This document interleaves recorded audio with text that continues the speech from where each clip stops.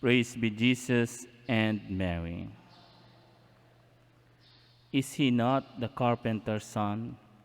Is not his mother named Mary? And his brothers James, Joseph, Simon, and Judas? Brothers and sisters, how do we know a person? No? And can we know a person 100%? No? This is the question that the gospel is telling us today. No?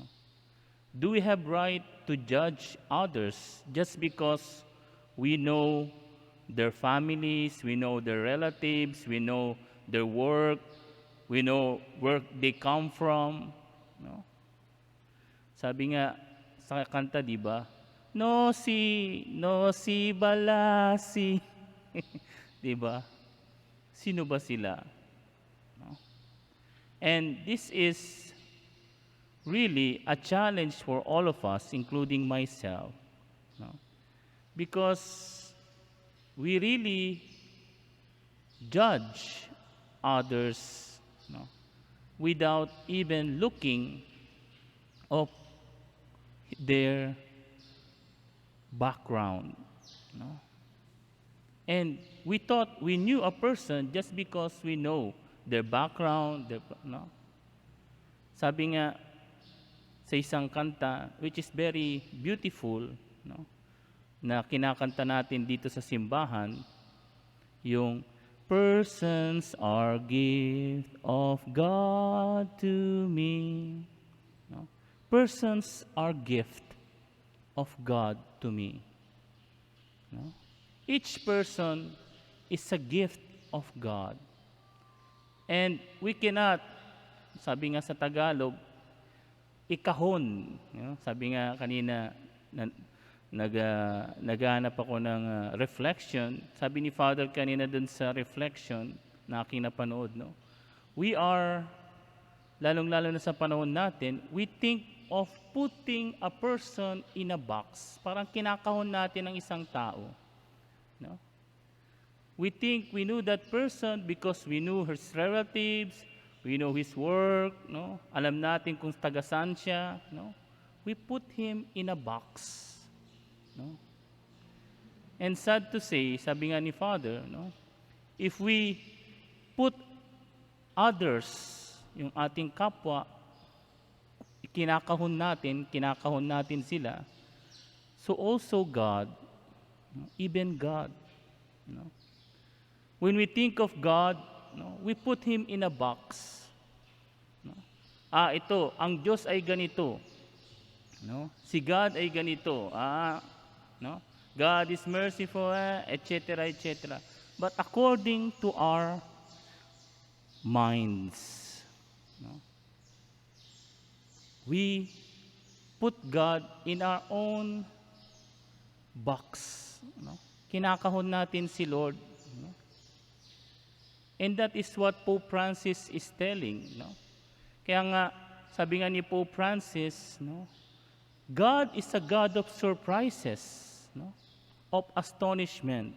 No? Alam nyo, nagsimula ng tama yung mga kababayan ni Lord. They were astonished, but it stopped there. No? Doon lang natapos sa astonishment. They are not open to the surprise of God in their lives. Alam niyo po, kapag kinakahon natin ang isang tao, kapag kinakahon natin si God, no, wala na. No? We become boring. No? Our life becomes stagnant. No? Kaya nga sabi ni Lord, sabi ni Pope Francis, the church is not a museum. Hindi po museum ang simbahan. Ang ganda-ganda nung time na yun. No. The church continues to be good. No? And alam nyo, kaya nahihirapan tayong mahalin ang ating kapwa. We have difficulty in loving others in loving our neighbors is because we put him or her in a box. Kinakahon natin. No? Hindi tayo makamove on. No? No? Pag nakikita natin si sister, si brother, no? Lagi nating naiisip, nung time na yon, itong ginawa ni sister sa akin, yung time na yon, ganun ang ginawa ni brother sa akin. No? Kaya hindi natin mapatawad, hindi tayo makapagmahal sa ating kapwa. We are always boxing the person, kinakahon natin siya, doon sa nangyari sa nakaraan. Doon sa ginawa niya sa atin. No?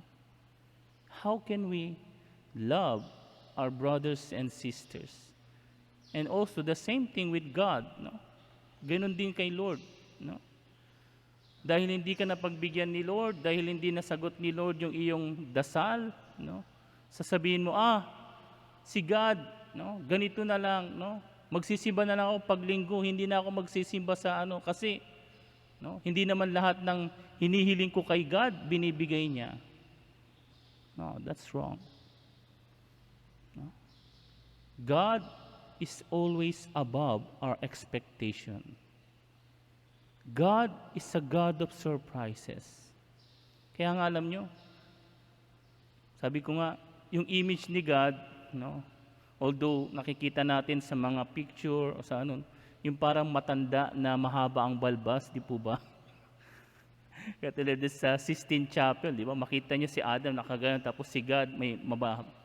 Tutusin, mali po yun eh. No? Theologically speaking, it is wrong. Artistically, of course, it is true.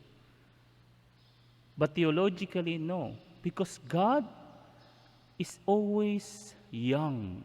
No? Ang ating Diyos ay laging bata. Kasi po, si Lord, no, is a God of surprises, of enjoyment, of adventure. God of adventure. No? Yun ang sinasabi ko kahit sa mga YFI, sa mga youth, no? Kahit sa mga sisters and brothers sa tertiaries. No? God is not a God who is stagnant. No? God is a God who is always rejuvenating. No? At yung mga tunay na naglilingkod sa Diyos, no? Magugulat kayo sa sasabihin ko, yung mga tunay na naglilingkod sa Diyos, hindi tumatanda. Hindi tumatanda. Bakit? Kasi yung Diyos nila ay Diyos na puno ng surprise, ng love, ng joy. No? When you are always serving God with joy, you become young. No? Sabi nga sa kanta ni sino to? Forever young. No? We are forever young. God is forever young. God is not mahabang balbas. No, no. Theologically, that is not true. Because God is a God of surprise, of love, of enjoyment and joy. No? Kaya nga, sabi ko doon sa isang sister, yung edad, numero lang yan, di ba sabi nila? May kasabihan pa nga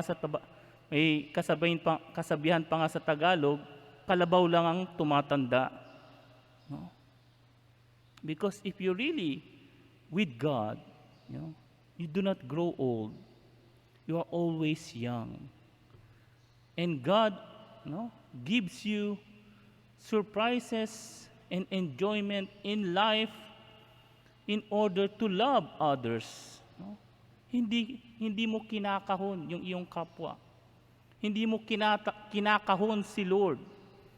That's why God every day gives you adventure, gives you surprises in your life. And kaya nga ang simbahan, kapag talagang kay Lord ka, it is not boring. God is not boring. No? At yun ang gusto ng mga kabataan ngayon. No? Adventure. Kasi yung adventure, hinahanap nila sa cellphone. No? But hindi po. True adventure, true enjoyment, you can find in God. No? Kaya nga po, hingin natin kay Saint Peter Chrysologus, and also today we start our Triduum prayer for the Our Lady of Porciuncula. Let us ask Our Lady of the Angels to help us to be, no, to be always new, no, and let us avoid putting person in a box. Let us avoid putting God in a box. No? Wag nating ikahon si God. Wag nating ikahon ang ating kapwa. Praise be Jesus and Mary. Amen.